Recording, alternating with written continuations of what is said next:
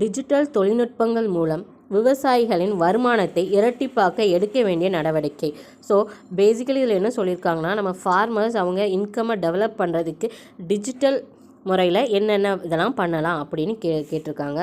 First one பாருங்கள், தொழில்நுட்பம் உருவாக்கம் மற்றும் பரவல், கொள்கைகள் மற்றும் சீர்திருத்தங்கள் மற்றும் வளர்ச்சி ஊக்கிங்கள் இது உண்டு. அதாவது technology generation and dissemination, policies and reforms and development initiative இது உண்டுங்க. நெக்ஸ்ட் ஒன் பாருங்கள், பாலிசிஸ் அண்ட் ரிஃபார்ம்ஸ் அதாவது கொள்கைகள் சீர்திருத்தங்கள் இது வராது.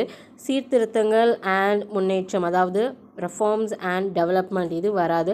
ஆர்டிஃபிஷியல் இன்டெலிஜென்ஸ் அது இப்போ தான் டெவலப் ஆகிட்டு இருக்குது. ஓகே, ஸோ இன்னும் கொஞ்சம் டேஸ் ஆகும் டெவலப் ஆகிறதுக்கு. அப்போ இதுவும் கிடையாது. அப்போது நமக்கு கொடுத்துருக்க கேள்வியில் ஆன்சர் ஆப்ஷன் ஏ 1 மட்டும். அடுத்த கேள்வி பாருங்கள். ஃபஸ்ட்டு ஸ்டேட்மெண்ட் என்ன கொடுத்துருக்காங்க பாருங்கள்.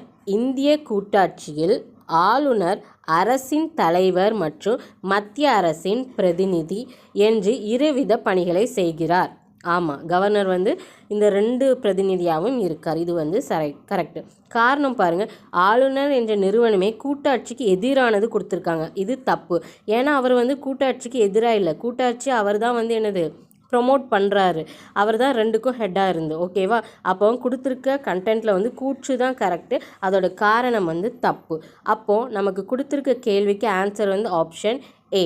கூற்று ஏ சரி, ஆனால் காரணம் 6 தவறு. தேங்க்யூ.